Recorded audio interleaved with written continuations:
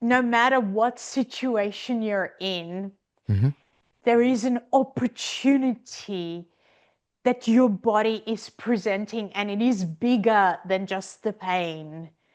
And the opportunity or the discomfort or the anxiety or the disease.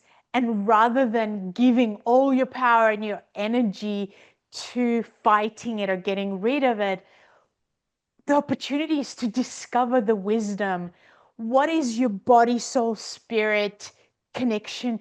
What are they really asking for? Driven by purpose, fueled by passion. My words got power, my thoughts have action. Motivation, stay gracious. That's greatness. Be audacious. Motivation. Be audacious. Innovation. Be audacious. Inspiration. Be bold. Motivation. Be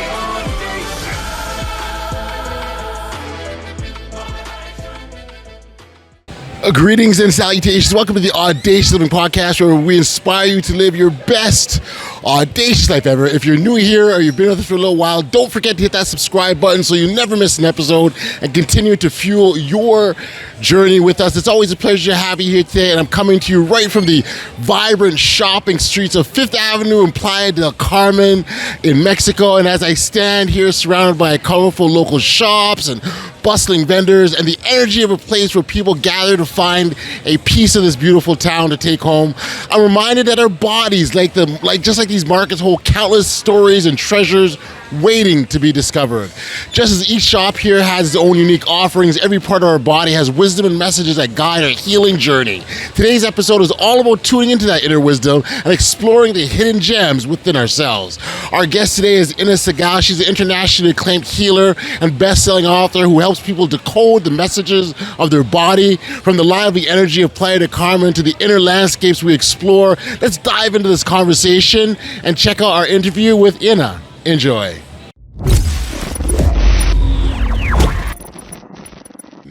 Hey, Inna, thank you for joining me here today on the Audacious Living Podcast. I appreciate you for taking the time to be here, so thank you.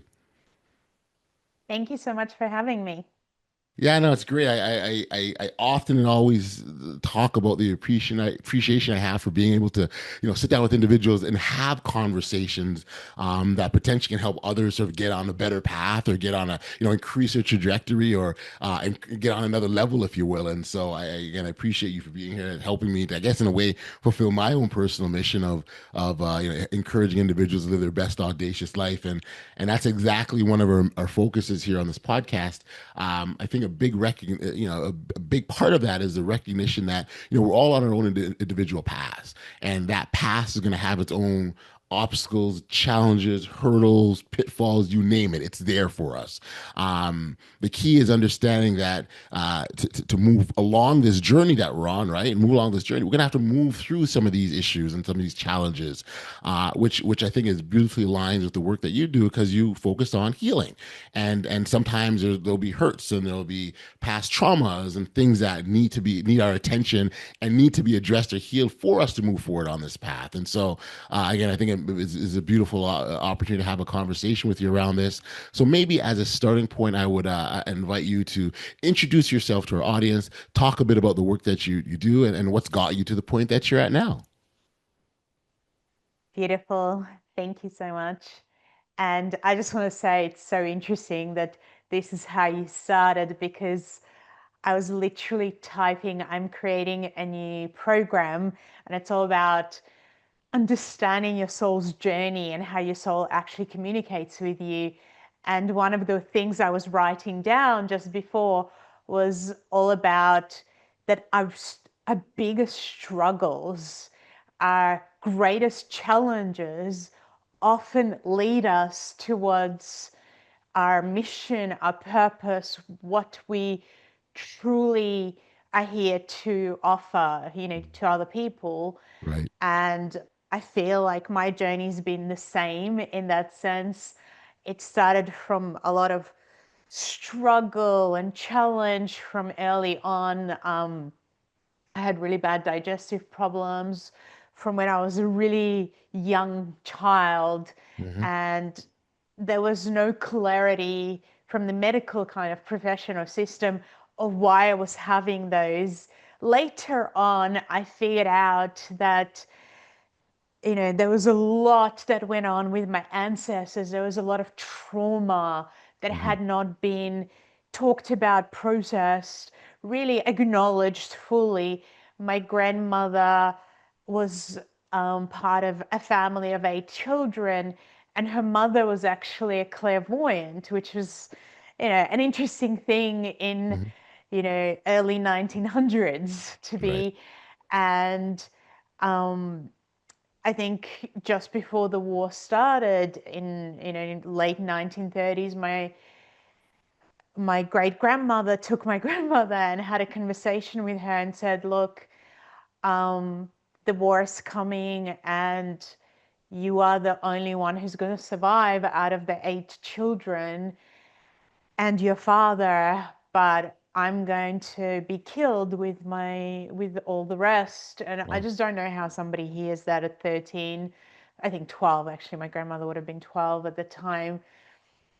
And essentially, it's exactly what happened. And then my grandfather ended up being in a kind of work camp in Siberia for 10 years for something he didn't do from 14 Hmm. to 24, with having a gun at his head at different times and his family not knowing anything that happened to him and whether he was alive or not. Right. Right. And again, none of this was kind of talked about. And so I feel that as a young child, I'm one of those that kind of absorbs my environment. I know what's going on, I can feel it. Right. And so it became a digestive issue for me. But having said that, everyone in the family has digestive issues.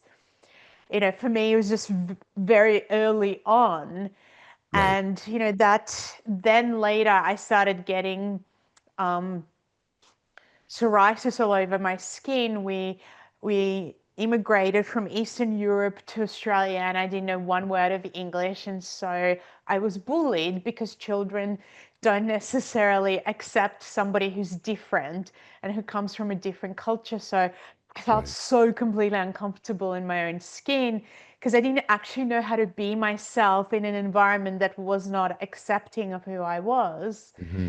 And I had previously, spent 10 months in Italy previously to coming to Australia. And I loved it and I was so accepted. So it was a complete contrast for me as a child coming into a culture that just did not accept me at all. And I didn't know how to be there. And then when I ended up going to high school, my parents were like, they saw that I was very motivated because I kind of went, if my family took me out of my own country to another country, then I need to prove to them that, I'm going to use this opportunity and make the most out of it. So my parents went, okay, we'll pay for a private school, Right. not knowing that, again, there was this incredible contrast in the private school where you had people who came from super rich, wealthy families, and then you had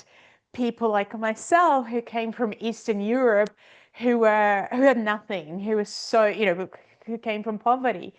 And the contrast was very painful again because those who were rich did not treat those who weren't in a healthy way. They treated us like we were, like slaves or someone to Right. spit on or someone to, kind of, and that for me made my skin worse, but it also started my back pain, which was like, I don't know not only how to fit into this culture, but I don't know how to be in this environment where it's not my fault, so to speak, that I didn't come from a wealthy family. And so I don't know how to deal with these people. And I don't know how to deal kind of with that rejection. And then I didn't know how to share it with my parents because that wasn't something that they could comprehend, of being in that type of environment and Hmm. how you're treated in that environment. And so, you know, that was the time that my back pain started. And for the next several years, it became worse and worse until I had another trauma that occurred where I ended up getting pregnant and choosing to keep the child at a very young age. I was 19. And then just before the child was born, literally like 2 days before it died, and I Mm. didn't know. And Mm. so I was already like, 8.5 months Right. pregnant. So Right. it was extremely, extremely traumatic. But again, connecting into the loss of my grandmother and the whole family and what wasn't talked about, a process, and what needed to be talked about. And so, but my real shift occurred when I felt like the biggest victim. I showed up at at my chiropractor's office, and he essentially he'd known me for a while, Hmm. and he came out of the office and he just saw that I was not making a choice to move forward in my life. I was holding on to all my pain and trauma, and I Hmm. was coming in expecting that he or other practitioners that I was seeing, they would fix me because they knew what to do and I didn't. And that just wasn't happening. And Mm. so I felt like later, that he took a chance and he just said to me, your body's stuck. And I said, yeah, I know. And he said, well, I was like, what are you going to do to help me? And he just said, there's nothing I can do. Your body wants to be stuck. Go home. I was enraged on the way Sure. home, Right.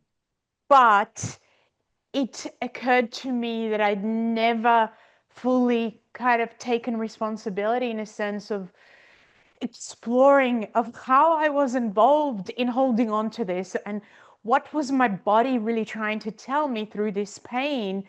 And so I got home, I placed my hands on my back, I started breathing with the pain, and then it occurred to me that I needed higher help. And I was skeptical at that time because there was a part of me that went, well, how am I meant to believe that there is higher help when I trusted to have this child? And look what happened, but Mm. I will try again. And so this is where I was at. And so I asked, and I felt this warmth flood my body. And as that occurred, I saw this golden light, and then I Okay. thought to myself, for whatever reason, I wonder what my back looks like if I could see it, not expecting anything. Sure. Sure. And in Sure. that moment, it was like the light switch went on, and I literally could see my spine, I could see my back, and all of the things that I just talked about Hmm. flashed, kind of in front of me. And I cried and I felt through it and I acknowledged it. And I felt this unwinding happening in my whole system. And I Mm. fell asleep. And the next day, when I woke up, 70% of the pain was gone. Wow. And I was so curious that I decided to keep exploring.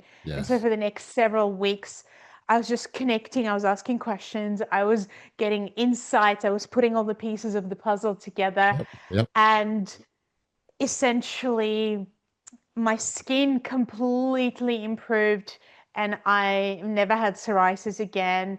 It was also, my dad had it, my grandfather had it, and so on. So there was an, ancestral aspect to Yeah. that. My back improved. I never had issues with it since. Um, I had a lot of anxiety that improved, dramatically. I was able to eat food, in a different way. I'm still very conscious of what I put into my mouth, and I'm very conscious of the fact that the digestive system is all about digesting experiences. And so I don't push things back. I deal with them as soon as I can. Yep. And so it's kind of like it helps me to navigate my experiences. But essentially, I also discovered that I could then tune into other people and help and support them. And that's kind of how the whole story began. And so I started going and doing a lot of courses and learning. But the challenge for me was that because I opened this capacity to see, Hmm. I could also tell when, when certain teachings that I was learning were not quite healthy. And so I then had to really, spend a lot of years discerning and tuning into people and working both one on one with people to get to understand how we get sick, how we become well, how do we, you know, become courageous in our lives as opposed to allowing our own fears and victimhood to take over, because we all have those aspects. And essentially how to guide both myself, my family, and other people. And then I wrote a book called The Secret Language of Your Body, which I have here actually, for those people who are watching that Hmm. can see. Hmm. um, and that book, with a lot of effort and a Yep. lot of Yep. work, Yep. became a bestseller and was Congratulations. translated into 26 different languages and Beautiful. was sold in many countries, because different countries have more than one language, Sure. obviously. Sure. Yeah. Yeah. And Yeah. so that again opened up doors to traveling Yep. around the world and Yep. teaching a lot of people. And and then I continued. I wrote another book called The Secret of Life Wellness, and another book called Understanding Modern Spirituality. And I've just Okay. been sharing the work, refining it constantly, Beautiful. doing it with, myself, Yes. obviously, and then teaching it. So that's What? how I Well, got well, here. well, it's a wonderful story, and thank you for sharing. First of all, congratulations on your own personal journey. I think oftentimes, our journey fuels. Whoops.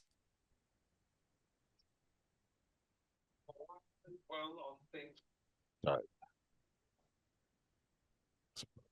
So start again. Let me start again. I was saying to congratulations first off on your own personal journey. And I think that the path that we go down informs the work that we do, and I don't doubt that you're able to make a real difference to the clients that you work with based on your experiences and the path that you took, if you will. And so congratulations on that. But also even just I want to acknowledge the not only just the work that you did, but finding it, like that's still our bodies will oftentimes tell us things and show us things that we're not fully aware of, and it appears in other forms and fashions. In your case, in your family's case, digestive issues is how it appeared, but that wasn't the issue. And so it really you really got to be intentional about focusing on what the core issue, because that's really what you had, the work that you had to do, right? Find the core issue. Well, absolutely. And I'm glad you're saying that, because, everything is layered. But when we start to unpack, we often discover that where we have this chronic or long-term challenges like I had is not necessarily from where it started. So for me, the biggest the biggest aspect that kept showing up over and over again was communication. So Right. both from my family, they didn't speak, they didn't communicate. Right.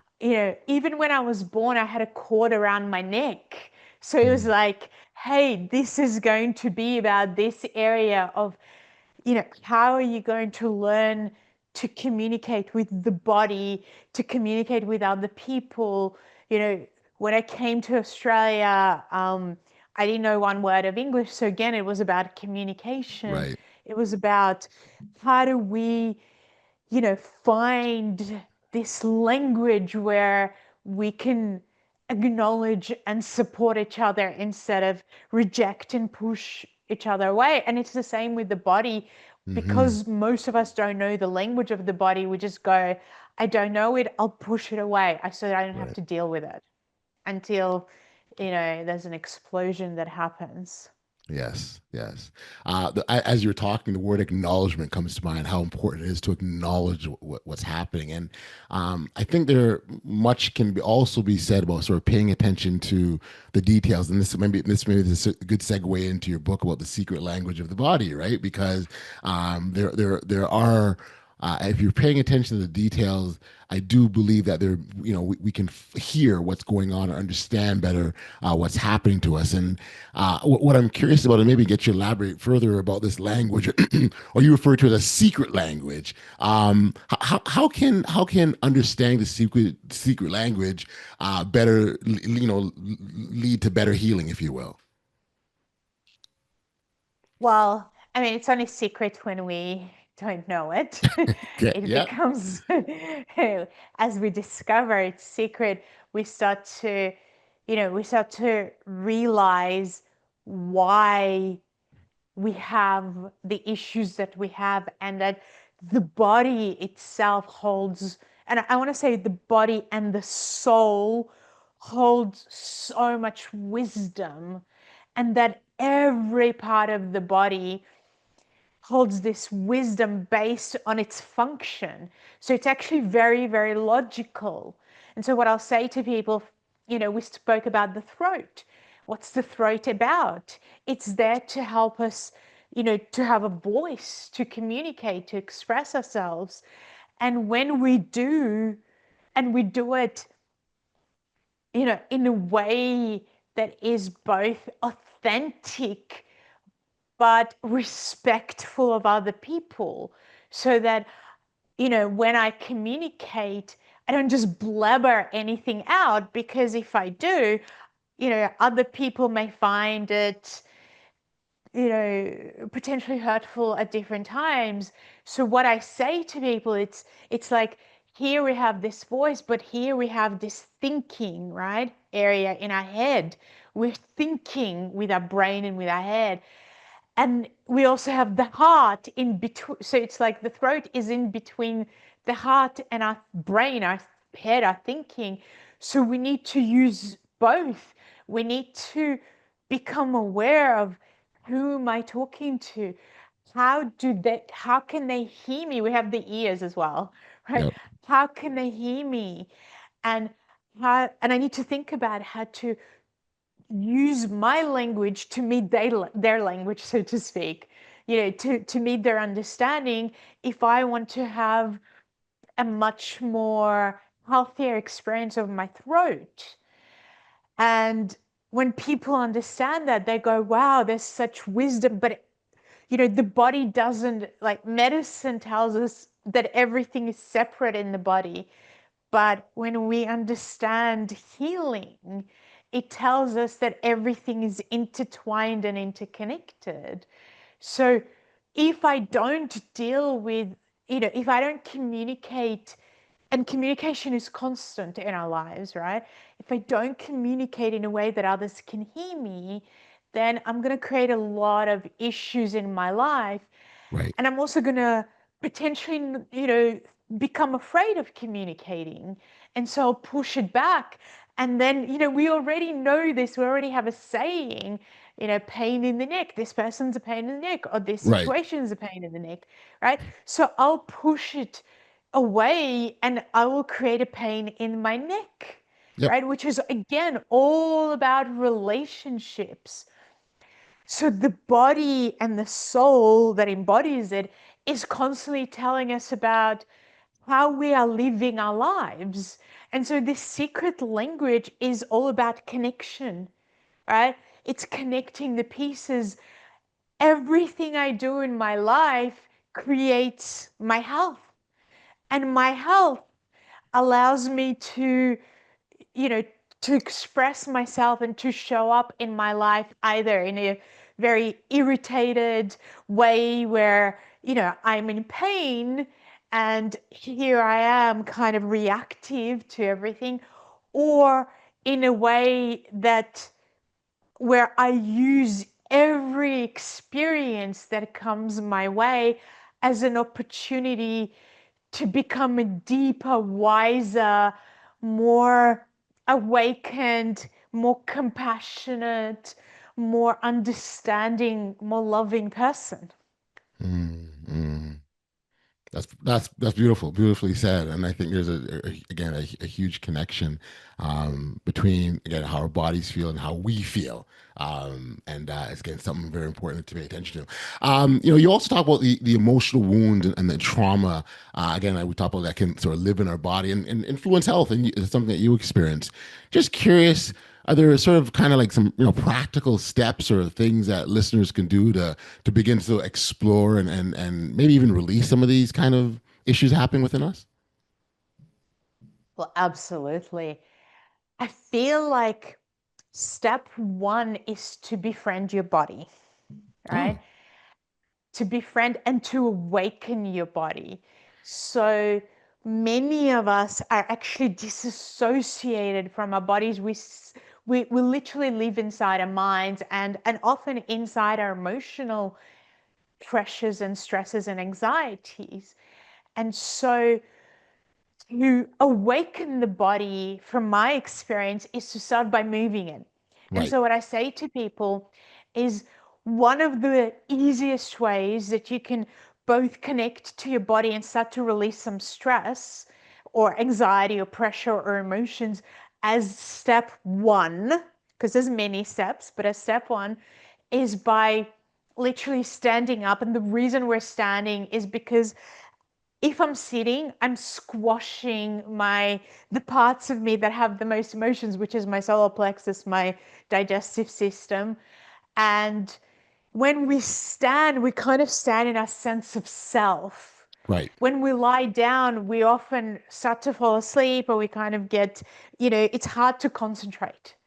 So when we stand, we can concentrate a lot more. And what I ask people to do is to place their hands on a part of their body where they have a feeling or an emotion, and to actually acknowledge it and to say, mm, what is the emotion? So to name it. Is it fear? And then if you can go a little bit further and actually go, what is this fear about? Because the fear in my heart is not the fear in my stomach, is not the same as the fear, in my knee. They're just different fears. right, So, in my heart, the fear could be about intimacy. In my stomach, the fear could be about, you know, how to you know how, how to create something in my life. I might be uh, creating a business and not knowing exactly what to do, or right. worrying about my family, right? Yep, And so I might yep, hold it in my stomach. In my knee, it could be about taking that step forward and going, am I going to fail? Am I going to succeed? So different, it's different. And so if we can acknowledge what is the fear about, and do I need to keep holding on to it, or can I let it go? And then just by placing your hands on that part of your body, acknowledging it, and then literally, can you can you take that fear? If it had an energy, if it was a ball of energy, and you could imagine that it had a color, what color would it be? And let's say it's gray or brown or black, and literally taking it out of your body. You might want to imagine like that there's a kind of a purple fly and fire in front of you. And the reason for the color purple is because it actually transmutes and transforms dense energy. And then you might just throw that that fear, let's say if we're working with fear, into the fire, and then taking a few moments to shake your arm, to shake your body, hmm, hmm, one arm at a time. yep, um, and what that does is that it releases that stress and pressure from the nervous system, yes, right? And it starts to allow your blood to flow and for the nervous system to calm down. And then I would say, do it again, like take 5-10 minutes to do that. So place your hands again, maybe use the other arm and go, where, am I still feeling that fear? Has it calmed down? Is there another part of my body where there is stress or fear? And can I acknowledge it? And right, again, can I take it out, shake my arms, and then shake your whole body? And then complete by rubbing your hands together for about 30 seconds Okay. and then placing them slightly apart and visualizing kind of like aqua light, so Okay. bluey green. And then bringing that, your hands up and then moving them kind of down as much as you can down your spine, and breathing this aqua light in while saying calm, Gotcha. calm, and Hmm. then taking another maybe minute just to breathe through your nose and Yep. out through your mouth Right. with slightly pursed lips. And that really calms the nervous system down and kind of just brings you back into your body.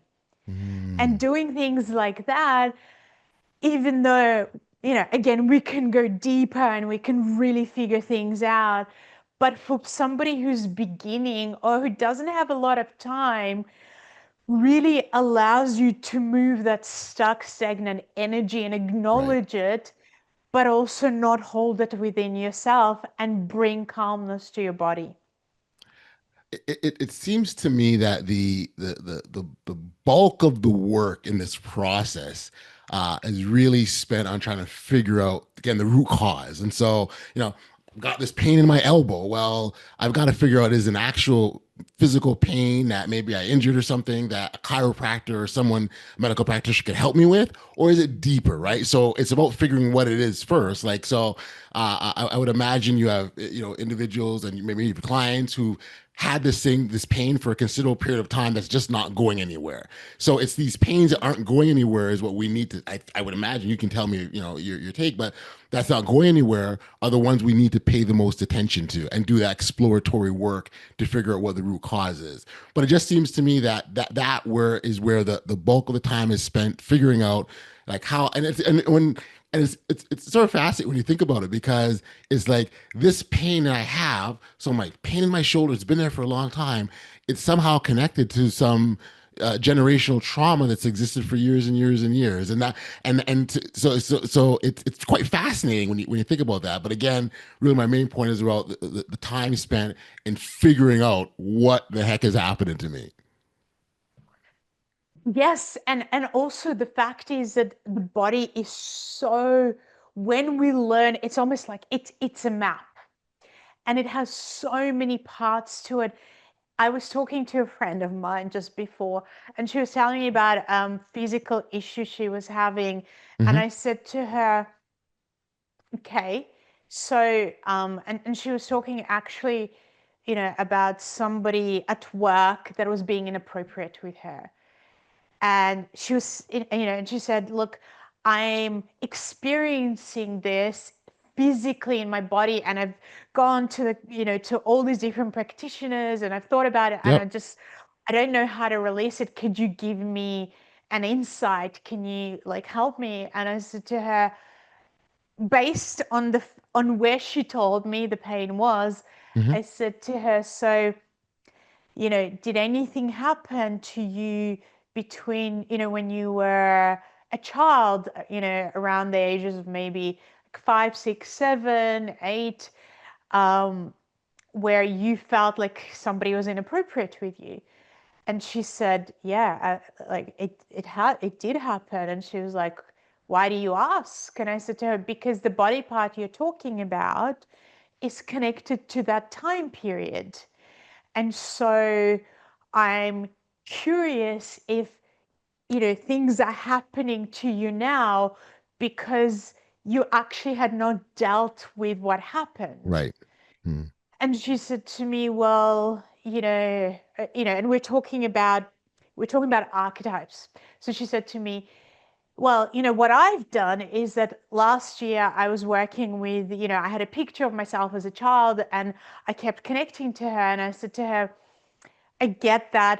But when you work with an archetype, it's a little bit different because what happens with an archetype, even if it is of a child, this archetype, as you're talking about, kind of the root cause, right? The root cause is layered. Yeah. And what the archetype does is that it will, even though you might be 40, 50, 30, whatever, 100, the archetype will hold experiences both of the time that it happened as well as how it connects to you now. And it will show you, if you can sensitize yourself enough to start to connect with it, Right. it will show you where you have not healed, where your trauma, whether it is generational, whether it's abuse from, earlier on in your life, whether you were rejected, whether you were abandoned, how it's still being held within you. But the archetype shows it to you as a structure, Hmm. right? Hmm. Because if we start taking everything together, like we're taking emotions, we're taking thought patterns, we're Yep. taking, experiences, we're taking generational trauma and so on, it becomes, very layered and very difficult, because it's like, where do you start? And over many, many years of me asking that question and many others, I Sure. came to this, to look at, I was like, there needs to be a structure. We cannot understand emotions as a general thing. We Hmm. can't understand what happened in a generalized way. We need to understand the story. We need to understand the layers of feelings. We need to somehow work with these parts of ourselves that became stunted and are still asking for attention. We need to work with them and know that there is progress. And so I came back to, I guess, to Jung's work, which was kind of the beginning of psychology, the foundational work of how our modern psychology functions.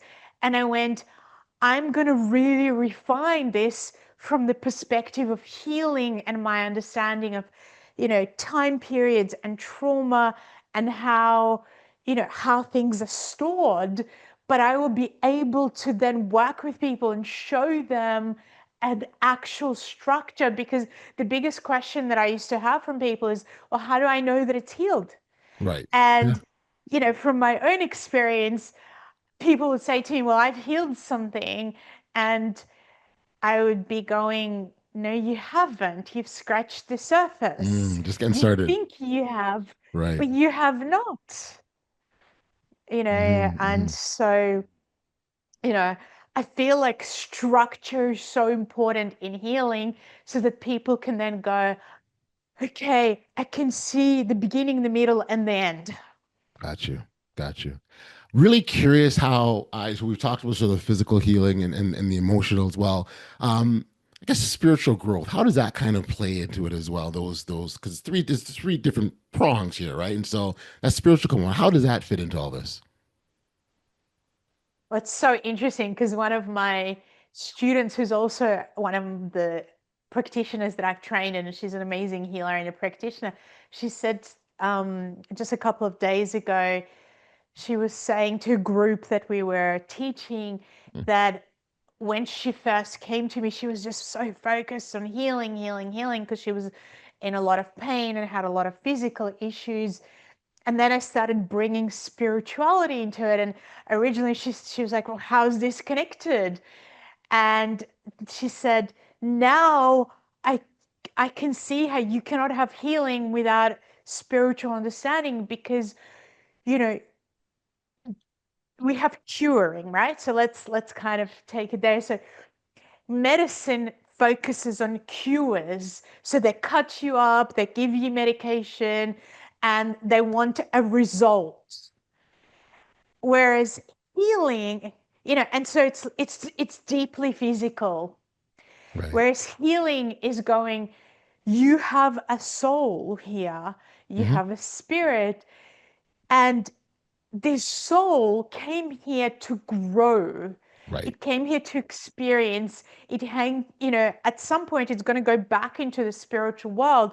You are a spiritual being, and because you're a spiritual being, we need to connect this, the understandings. So for instance, I teach people about, our subtle bodies and how the soul kind of embodies us and what the soul is here to learn, how the soul is here to expand and be and figure out, what do I believe? What do I think? What is my individuality? What is my uniqueness? What are my unique gifts to people? But also, every time we go to sleep, people think sleep is just, like you become unconscious and you recover, But from my understanding, sleep, especially when we're in that deep sleep and we don't dream, right? The dreamless sleep, our soul actually goes on a journey into the spiritual world, because that's the home, that's our home. Right, And right, it needs to recover there. And we need to understand that home, right? We need to understand what happened. And for me, I could not heal the trauma of losing a child or all the loss that my family has had without actually spending a lot of time. The last 25 years of my life have been hmm dedicated to learning about healing, but even more learning about the spiritual world, who we are as a spiritual being, which is why I wrote my book, here, Understanding Modern yep, Spirituality. yep, It was like, who are we? What is destiny? I remember yes, having a conversation with my grandfather, and he said to me, I don't believe in God. And I said to him, okay, what do you believe in? And he said, destiny. And I said to him, so why do you not believe in God? And he said, because I have seen absolute horror in my life. And so I cannot see how God could create that. And I said to him, hold on, is it God that created it, or is it people? Maybe God created freedom of choice for people to choose to be moral or immoral, to treat right. each other well or not to. Is it really God or is it people? And then I said to him, so if you believe in destiny, I'm just curious, who created destiny? Right. Where does it come from? Right. And he was a Let little me guess. bit You said the Big stumped. Bang Theory. Is that what he came up with? Is that what it? I think he just didn't really know how to answer. I understand. Yeah. you know, No. and I guess, for me, it's been this, this huge understanding. I don't believe that we only have one life. I believe that the soul goes through multiple lives, multiple incarnations. That's why we're all different. Right. Otherwise, we would be completely the same. Right. You know, Yeah. it doesn't make sense that one person is born into poverty and another one into wealth, and we have one life. And like, what, that would be a really unfair God, right? Or that we would, why does it, so if a person had one life, then I would have to believe that the baby that I had, who never had a life, will never, that soul will never, soul spirit will never have another experience. you know, if we're looking at things and we're seeing, for instance, my brother and I are completely different, but yet we have the same parents. Why are we so different? Why do we feel and think differently? Why do we have different talents and abilities? Right. Where do they come from? It's like, it's illogical that we don't have other experiences. Otherwise, again, we would be identical to everyone else. And again, I'm not trying to push my ideas. I just want people to think about Sure. it. What you're doing is offering another perspective, and I hear that loud and clear, and that's that's fine. Um, I think it's important to sort of take in perspectives that helps with our overall understanding, or even it allows us to question what we think or what we believe. And there's nothing wrong. I think that's a healthy way of thinking. So I get it loud and clear. Um, I guess, and if I was sort of thinking about all that we've been talking about today, if there was sort of, a most significant message that you wanted listeners to walk away with respects to, the body's wisdom, if you will, and healing, or what would that message be? The message would be that no matter what situation you're in, Hmm. there is an opportunity that your body is presenting, and it is bigger than just the pain. And the opportunity or the discomfort or the anxiety or the disease, and rather than giving all your power and your energy to fighting it or getting rid of it, the opportunity is to discover the wisdom. What is your body, soul, spirit connection? What are they really asking for? What are they really wanting you to understand and discover about yourself and your life? And maybe, just maybe, as you do, it will change your life. It will change it not just on a physical level, but also what you decide to do, how you share with people, how you show up, with people, the opportunities and the doors that are opening, that open up to you, because all of a sudden that pain is not just connected to something going wrong with your body, but it's also potentially connected to something you're suppressing or pushing away. And maybe you're pushing away all the opportunities. Maybe you're holding yourself back and self-sabotaging on many more levels than you believe. And by connecting and listening and working through these aspects of yourself, you open doors for your destiny, not just, in terms of your health, but a complete transformation of how you experience and live your life. And that transformation, that's the goal, right? And you think about, we're evolving beings, where change is part of the evolution process, and so transformation is something we really need to think about embracing more of, because it's part of who we are. And this has been just a wonderful insights that you provided today. I really appreciate the manner in which you shared. Again, going back to the very beginning, you talked about your own personal journey and hearing how that's not only informed your work, but help you, allow you to help others, is just a wonderful, wonderful thing. And so I appreciate the candidness and the sharing. For listeners that want to connect with you directly and learn more about your work, where can we send them? So the best way is to go to my website, innasegal.com. That's INNASEGAL.com. And we send so many incredible emails where we do free masterclasses, and we send podcast episodes and different ideas from my books. I've got card decks, books, um, teachings, and so sign up, but also have a look at the masterclasses that I have already done. And if you're at the beginning of your journey, you might want to do the masterclass on the secret language of your body, or on, you might go, I just want to kind of really get to know and connect with my body. And I Right, right. have this one called the 8-week challenge, where it's about awakening your intuitive body. And so there's different ways, and there's kind of different themes that I go on that people can discover, both by signing up to our email list as well as Right. by connecting and exploring these master classes and learning. And I give quite a few very powerful processes also in those classes.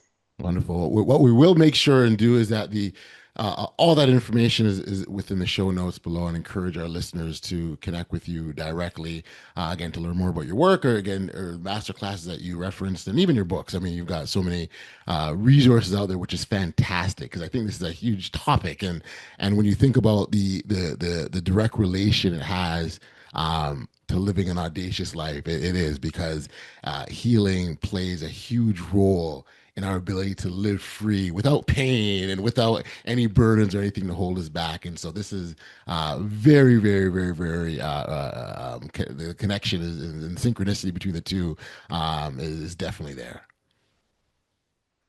Thank you. Yes, it's beautiful. Thank you for being here, and all the best for you. And take care. Bye-bye. Thank you.